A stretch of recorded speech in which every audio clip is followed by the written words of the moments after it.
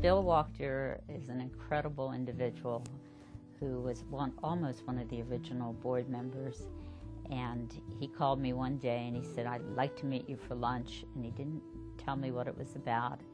And we met, and as we're eating lunch, he said that he described the tournament that they were having, that it was just a fun get-together for men up in the lake.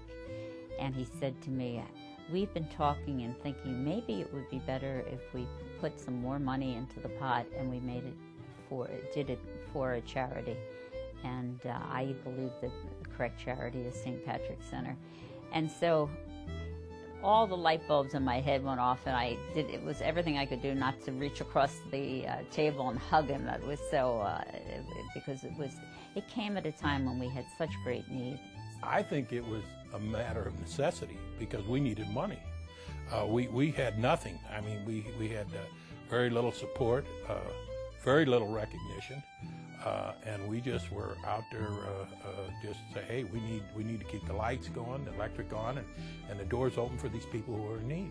Well, when he suggested the idea of the tournament to me, he told me that it was called the Swig and Swear tournament in the Lake of the Ozarks. And I looked at him and said, "Can we change the name?" And he was the one that came up with the Irish Open. And a couple other people came to me, and of course Edith Kinane called me, and that was, Edith had to kind of, how would you say, I want to ask you to be something and I don't want to hear no. But she did it in a very nice way, so I was glad to get involved. And each year you did see it grow, and each chairman took it to a new level. They were able to build on what the person before them did and then bring in new people, new resources, and each one of the person that ran it felt challenged to even do better than the person to build upon and do better than the person that had done before them. Not out of vanity, but of knowing the need that the center had. It wouldn't have went without the friends I had and the people and the support that Edith brought with her staff. And it got to be a really friendly way to make money, and everybody really supported it. It was a bonding thing for the company too, so it worked out well, hopefully for those at St. Patrick's and who benefit from the results of the tournament. But it worked out well for us too. There was a sense of fulfillment as a team. It was something that everyone picked up and everyone at the company was very, very proud of. I remember we had a fair down at the Lake of the Ozarks, a bunch of us guys, and that's where I got my brainchild. And like Edith said, I had a meeting with her and discussed this, and we came up with the idea, or I came up with the idea. I said, let's have an Irish Open down to Lake of the Ozarks with the guys that I've already had grouped together. One of my fondest memories is we had a pot of gold in the very beginning where everyone took a $100 chance, and it was limited to 300 tickets. And we would sell it out, but you had to push toward the end to make sure all the tickets were sold. And the very first year we did it, and we pulled the name out of the hat, the person that won was one of the most dedicated members of our board of directors. And that person turned around and said, "I'm going to give it back to the agency." I tried to tap the Irish community, and I was able to do that and get some good Irish friends involved, and they did a tremendous job of recruiting other Irish friends. And so the first party we had, the cocktail session, was pretty good. It was a pretty good party, you know. My fondest memory of that day was the fact that Lou stepped back and did the old Happy Gilmore on, I think, the 6th or the 7th hole out at the Bluffs, and ran up to the ball and hit it a good 350 yards doing the old Happy Gilmore, and had myself and my 3 buddies just on the ground rolling in laughter at the fact that one of our favorite Cardinal ball players had just done the Happy Gilmore.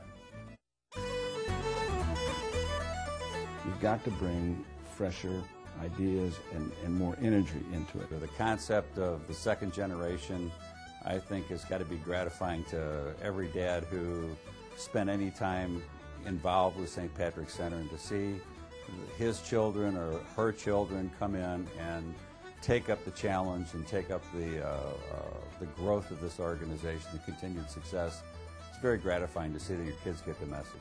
The Chairman Circle is more about, hey, this is a group of people who are passionate about St. Patrick's Center, who want to make sure that the legacy of the Irish Open carries on, and who today can give their time and some money so that in the future we know that we've got that support that we need to keep this the biggest fundraiser at St. Patrick's Center.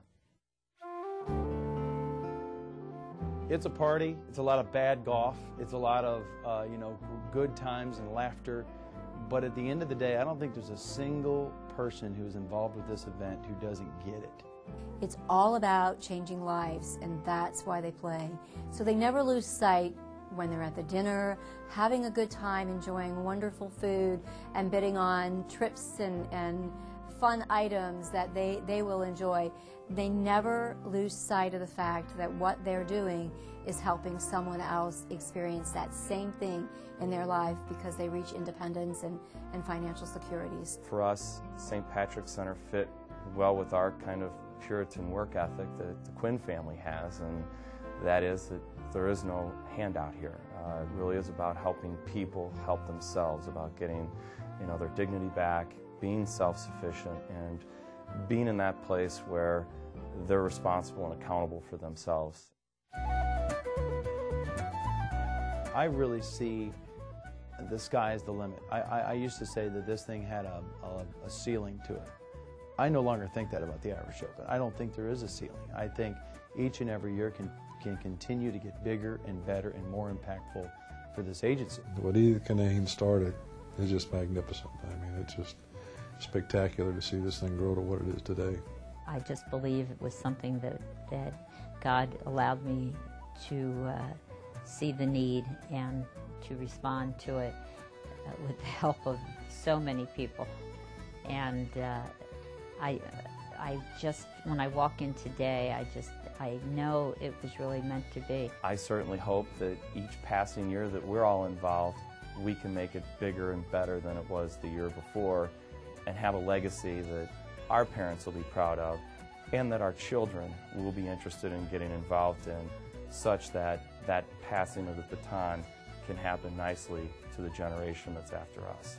You have to be careful what you wish for at St. Patrick's Center, because God has a way of providing you the opportunity to make it happen. This is a blessed organization, and if you spend time around here, you'll be witness to God's hand almost on a daily basis.